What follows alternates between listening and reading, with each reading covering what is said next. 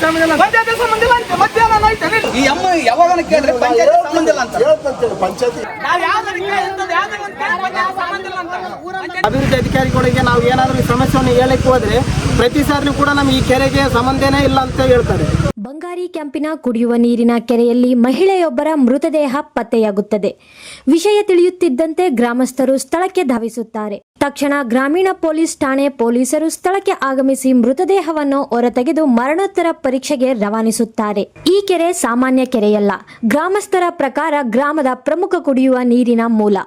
ಘಟನೆಯ ಬಳಿಕ ಗ್ರಾಮಸ್ಥರು ಆತಂಕಕ್ಕೊಳಗಾಗಿದ್ದಾರೆ. ಈಗ ಇದೇ ನೀರನ್ನು ಕುಡಿಯಬೇಕಾ, ಮನೆ ಬಳಕೆಗೆ ಬಳಸಬೇಕಾ ಎಂದು ಪ್ರಶ್ನಿಸುತ್ತಿದ್ದಾರೆ. ಆದರೆ ಗ್ರಾಮಸ್ಥರ ನೋವು ಇಲ್ಲಿಗೆ ಸೀಮಿತವಾಗಿಲ್ಲ. ಈ ಸಮಸ್ಯೆ ಇಂದಿನದಲ್ಲ, ಹಲವು ವರ್ಷಗಳಿಂದ ಕುಡಿಯುವ ನೀರಿನ ಸಮಸ್ಯೆ ಮುಂದುವರೆದಿದೆ ಎಂದು ಅವರು ಹೇಳುತ್ತಿದ್ದಾರೆ.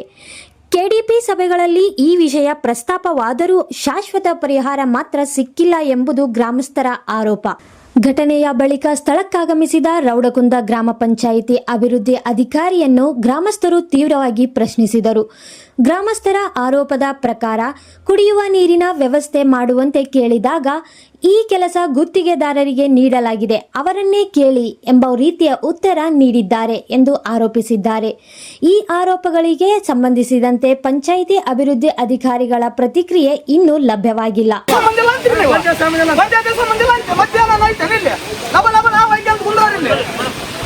ಸ್ಥಳಕ್ಕೆ ಆಗಮಿಸಿದ ಗ್ರಾಮೀಣ ಪೊಲೀಸ್ ಠಾಣೆಯ ಸಿಪಿಐ ಶ್ರೀ ವಿನಾಯಕ್ ಮೃತ ಮಹಿಳೆಯ ಕುಟುಂಬಸ್ಥರನ್ನು ವಿಚಾರಣೆ ನಡೆಸಿದರು.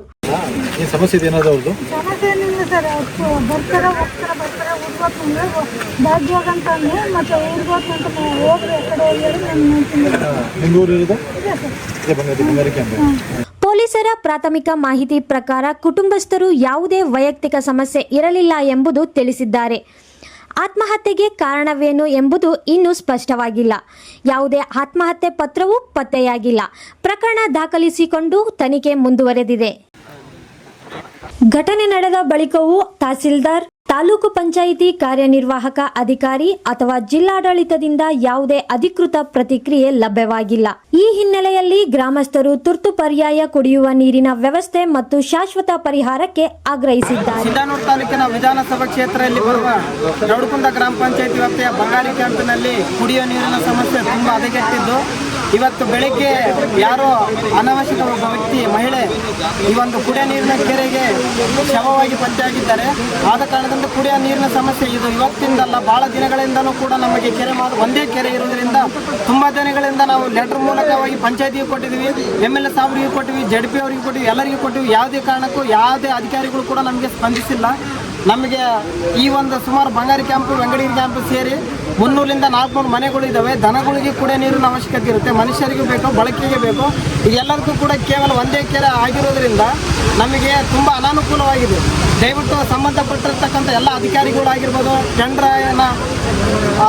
ಟೆಂಡರ್ ತಗೊಂಡಿರ್ತಕ್ಕಂಥ ಟೆಂಡರ್ ಅವರಾಗಿರ್ಬೋದು, ಅದಕ್ಕೆ ಜಿಲ್ಲಾ ಪಂಚಾಯತಿ ಅವರಾಗಿರ್ಬೋದು, ಆದಷ್ಟು ಬೇಗನೆ ನಮ್ಮ ಊರಿಗೆ ಈ ಒಂದು ಕೆರೆ ನೀರಿನ ಸಮಸ್ಯೆಗೆ ಪರಿಹಾರ ಏನಂತ ಹೇಳಿದ್ರೆ ಇನ್ನೊಂದು ಕೆರೆ ನಮಗೆ ಕಂಪಲ್ಸರಿ ಬೇಕೇ ಬೇಕು. ಅದಿಲ್ಲ ಅಂತ ಹೇಳಿದ್ರೆ ನಮಗೆ ಇನ್ನು 10 ವರ್ಷ ಆದರೂ ಸಹಿತ ನಮಗೆ ಕೆರೆ ನೀರಿನ ಸಮಸ್ಯೆ ಪರಿಹಾರ ಆಗೋದಿಲ್ಲ. ದಯವಿಟ್ಟು ಎಲ್ಲ ನಮ್ಮ ವಿಧಾನಸಭಾ ಕ್ಷೇತ್ರಕ್ಕೆ ಸಂಬಂಧಪಟ್ಟಿರ್ತಕ್ಕಂಥ ಎಲ್ಲ ಅಧಿಕಾರಿಗಳಿಗೆ ಮನವಿ ಮಾಡಿಕೊಳ್ಳೋದು ಏನಂತ ಹೇಳಿದ್ರೆ, ನಮಗೆ ಇನ್ನೊಂದು ಕೆರೆ ತೋಡಿಸುವ ಜೊತೆಗೆ ಇವಾಗ ಸದ್ಯ ಪರಿಸ್ಥಿತಿ ಏನಂತ ಹೇಳಿದ್ರೆ ಕುಡಿಯೋ ನೀರಿಗೆ ಇವಾಗ ಸದ್ಯಕ್ಕೆ ಕುಡಿಯೋ ನೀರು ಕೂಡ ಇಲ್ಲ. ಆ ರೀತಿ ಆಗಿದೆ. ದಯವಿಟ್ಟು ಎಲ್ಲರೂ ಕೂಡ ಬಂದು ಈ ಒಂದು ಸಮಸ್ಯೆಯನ್ನು ಬಗೆಹರಿಸಿಕೊಳ್ಳಬೇಕಂತ ಹೇಳಿ ತಮ್ಮಲ್ಲಿ ಗ್ರಾಮ ಪಂಚಾಯತಿ ಅಧಿಕಾರಿಗಳಾಗಿರ್ತಕ್ಕಂಥ ಅಭಿವೃದ್ಧಿ ಅಧಿಕಾರಿಗಳಿಗೆ ನಾವು ಏನಾದರೂ ಈ ಸಮಸ್ಯೆಯನ್ನು ಹೇಳಕ್ಕೆ ಹೋದರೆ ಪ್ರತಿ ಸಾರಿನೂ ಕೂಡ ನಮಗೆ ಈ ಕೆರೆಗೆ ಸಂಬಂಧನೇ ಇಲ್ಲ ಅಂತ ಹೇಳ್ತಾರೆ. ಅದಾದಮೇಲೆ ಯಾವುದೇ ಕೆಲಸ ಕೂಡ ಹೇಳಿದ್ರು ಕೂಡ ನಮ್ಮ ಸಂಬಂಧನೇ ಇಲ್ಲ ಅಂತಾರೆ. ಇಲ್ಲಾಂದ್ರೆ ಪಂಚಾಯತಿಗೆ 1 ಗಂಟೆಗೆ ಬರ್ತಾರೆ, ಅದು ಟೈಮಿಂಗೇ ಇಲ್ಲ. ಸಾಯಂಕಾಲ ಬರ್ತಾರೆ, ಇಲ್ಲಾಂದ್ರೆ ವಾರಕ್ಕೆ 1 ಸಲ ಬರ್ತಾರೆ. ಯಾವ ರೀತಿ ಆಗಿದೆ ಪಂಚಾಯತಿ ಅಂದರೆ ಪಂಚಾಯತ್ ಐತೋ ಇಲ್ಲ ಅಂತ ಪರಿಸ್ಥಿತಿಯಲ್ಲೂ ಕೂಡ ಬಂದಿದೆ. ಎಂಥ ಅಜ್ಜಿ ಒಳಗೆ ಹೋದ್ರೂ ಕೂಡ ಕೇರೆ ಮಾಡೋದಿಲ್ಲ. ಕುಡಿಯೋ ನೀರಿನೂ ಸಮಸ್ಯೆ ಅಲ್ಲಿ ಪಂಚಾಯತಿಗೂ ಕೂಡ ಇಲ್ಲ. ಒಂದು ವಾಟರ್ ಬಾಟ್ಲ್ ಕೂಡ ಇಟ್ಟಿರಲ್ಲ ಕುಡಿಯೋಕೆ ನೀರಿಂದ. ಅಂಥ ಒಂದು ಪರಿಸ್ಥಿತಿ ನಮ್ಮ ಪಂಚಾಯತಿ ನಿರ್ಮಾಣವಾಗಿದೆ. ಯಾವುದೇ ಕೆಲಸ ಕಾರ್ಯಗಳು ಕೂಡ ಆಗ್ತಾ ಇಲ್ಲ.